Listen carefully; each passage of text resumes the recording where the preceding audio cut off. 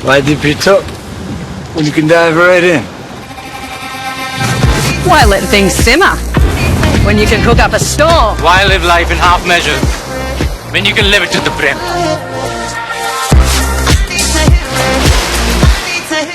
आपल्यासोबत मनोज जरांगे पाटील आहेत. दादा, विधानसभेचे इलेक्शन संपलं, आता मुख्यमंत्र्याची कोण होणार ही चर्चा सुरू आहे. खरं तर महायुतीचं सरकार आले आणि त्यांच्या फॉर्म्युल्याबद्दलही चर्चा चालू आहे. पण आपल्याला कोण वाटतं कोण मुख्यमंत्री व्हावं? नाही नाही, आमच्यासाठी कोण समाधानकारक? आम्हाला आमच्या वाट्याला कधी पण संकटच आलेलं आहे, कधी पण संघर्षच आमच्या वाट्याला 70-75 वर्षात आलेला आहे. कोणी आला काय, आम्हाला त्याचं काय सुखदुःख असायचं काही कारणच नाही आहे. आम्हाला आमच्या जीवनात संघर्ष आहे तो करावा लागणार आहे आणि ते आमचे लेकरं बाळ आमची जात मोठी करायसाठी आम्हाला लढावं लागणार आहे. ते कोण आल्याने आमच्या समाजाचं भलं होईल असं अपेक्षित आम्हाला कधी धरलेलंच नाही. त्यामुळं तर आम्ही उठाव केला आहे, त्यामुळंच तर आम्ही चळवळीच्यावर विश्वास ठेवला आहे. यांचं काय कोणी आलं काय, कोणी झालं आहे काय, आम्हालाच लढावं लागेल. आता पहिल्यांदा तेच होते, आता तेच आहेत.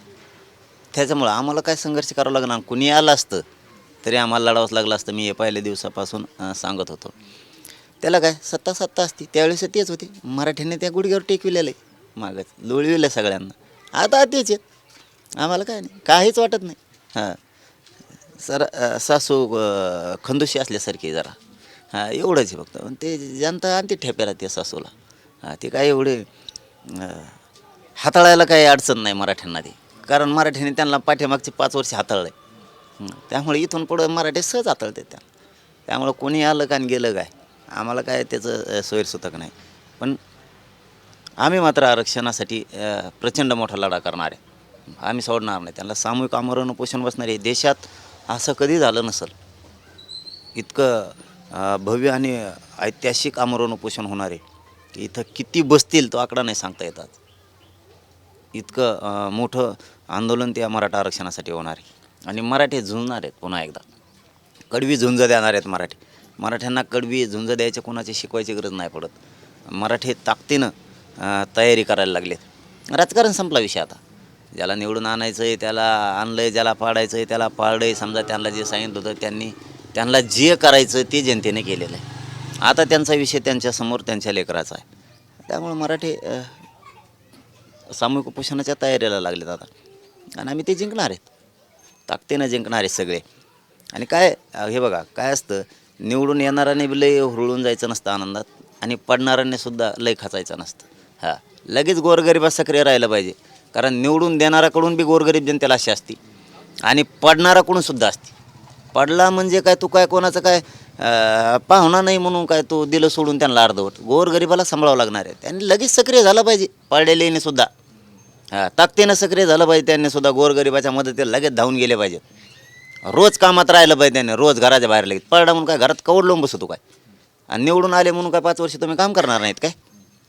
निवडून येणाराची आणि पडणाऱ्याची दोघांची जबाबदारी लोकात राहणं नसतं. पुढच्या 5 वर्षाला दोघाला लोक टिपराने आणतील. लगेच बाहेर पडायला पाहिजे गोरगरिबाच्या मदतीला. त्यांच्या प्रश्नासाठी लगेच रस्त्यावर यायला पाहिजे, पडणाऱ्याने पण आणि निवडून येणाऱ्याने पण. तरच जनता तुम्हाला पुन्हा पुन्हा जवळ करा. नसता लोक म्हणतील हे पडले की बाहेर निघत नाहीत आणि निवडून आल्याला 5 वर्ष देण देत नाही. हे मोडीत काढलं पाहिजे यांनी दोघांनी सुद्धा. मराठीने त्यांना मतदान केलेलं दोघाला सुद्धा, पडलेल्याला सुद्धा आणि निवडून येणाऱ्याला सुद्धा. त्यांनी लगेच बाहेर पडलं पाहिजे यांच्या प्रश्नासाठी ताकदीनं. खचून न जाता एक नव्या उमेदवाराने बाहेर पडलं पाहिजे, निवडून येणाऱ्याने पण आणि पडणाऱ्याने सुद्धा. गोरगरिबाच्या पाठीशी उभं राहायला पाहिजे. नाही तर चपला नाही आणते लोक. मग मतदान करायचं आणि तुम्ही लपून बसता, घरात दारं लावून बसता, तुम्ही कुठं एखाद्या हॉटेलवर रुमा करून बसता. पडले म्हणून आणि निवडून आलेले तर निवांत झोपायला लागले. हे चपला नाही आणते लोक, कारण लोकांच्या प्रश्नात तुम्हाला आंदोलनात उभं राहावं लागणार आहे आणि ती अपेक्षा असते जनतेला. म्हणून तर तुम्हाला मतं केले ना. आमच्या लेकरासाठी जातीसाठी तुम्ही भांडताल, तुम्ही पडलेले असो किंवा निवडून आलेले असोत, ह्या भावनेनंच लोकांनी तुम्हाला मतदान केलेलं आहे. आणि तुम्ही जर आता त्यांची मजा घेणार असले, तुम्हाला घरातून उडून चपला नाही आणते लोक. जनतेने जनतेचं काम केलेलं मतं देऊ.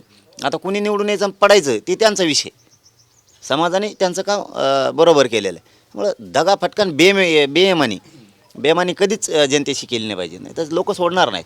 आम्ही तर तयारीला लागलो सामूहिक उपोषण. आम्ही काय कोणाला खेटायला भेट नाहीत. ते आले असते का हे आले असते का आम्हाला काय नाही. सरकारच असतं, पण पावर मराठ्यात ताकद मराठ्याची. यांना आत्ता टीक देत मराठे बघा तुम्ही. धनाधन कामाला लागले सगळे, उपोषणाला बसणार इथं. सामूहिक उपोषण अंतरावलीत होणार. सरकार नाही, फारकार नाही, काय नाही काय नाही. मराठ्यापुढं सरकार मोठं नाही. सरकार महायुतीचं आलं आहे. ह्या सरकारनं मराठा आरक्षणाच्या ज्या मागण्या आहेत तुमच्या, ज्या गेल्या वेळेसही होत्या त्या यावेळेस असणार आहेत, त्या मागण्याबाबत गंभीर विचार केला पाहिजे का? कारण तुम्ही नेहमी या सरकारवर टीका केली, टार्गेट केलेलं की सरकार मराठ्यांना आरक्षण देत नाही. मग यावेळेस भूमिका कशी असणार आहे? आता लोकांनी त्यांना पुन्हा पालकत्व त्यांच्याकडेच दिलं आहे. म्हणजे जनतेची मालकी त्यांच्याकडेच.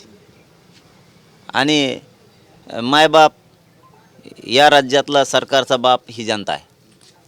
जर त्याचं नाही ऐकलं ना, तुम्हाला सांगतो मागं बी असे बेजार केली ती, पुन्हा मराठी असे बेजार करून यांना रस्त्यावर सुद्धा फिरून नाही द्यायची. पहिली सत्ताच होती ना, तरी मराठी यांना वेले नाही. आता काय सत्ताची, आता कसं काय भीती? आता असं काही आहे का?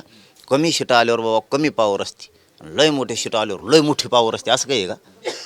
अधिकार सारखाच आहे ना. सत्तेत बसला त्यावेळेस तीच पावर होती, अधिकार होते. आता तेच अधिकार आहेत त्यांना. त्यावेळेसच रडायची वेळ आणली होती, रडकुंडी आली ती. आता तर रोडने सुद्धा चालून द्यायचे नाहीत मराठ्यांना, रोडने सुद्धा. आता जर बेमानी केली ना मराठ्या संघ, आणि मराठ्याला जर आरक्षण नाही दिलं ना, रोडवरच चालू देणार नाही त्यांना. नक्कीच होते मनोज जरांगे पाटील. आणि मराठा अजूनही सक्षम आहे. सरकार कुणाचाही आम्हाला काही घेणदेण नाही. मराठा सक्षम आहे, मराठा रस्त्यावर उतरू शकतो. आणि जरांगे पाटील सरकार स्थापन झाल्यानंतर पुन्हा एकदा या अंतरवली सराटीमध्ये आमरण उपोषण करणार आहेत. आणि हे आमरण उपोषणाला राज्यभरातून मराठा समाज यावा असं त्यांचं म्हणणं आहे. कॅमेरामॅन अमित आडेसह संजय सर्वोदय TV9 मराठी, अंतरवली सराटी, जालना.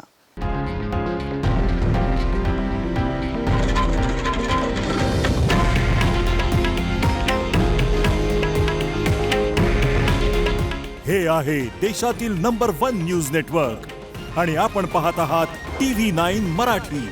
काळजी तुमची, हित महाराष्ट्राचं.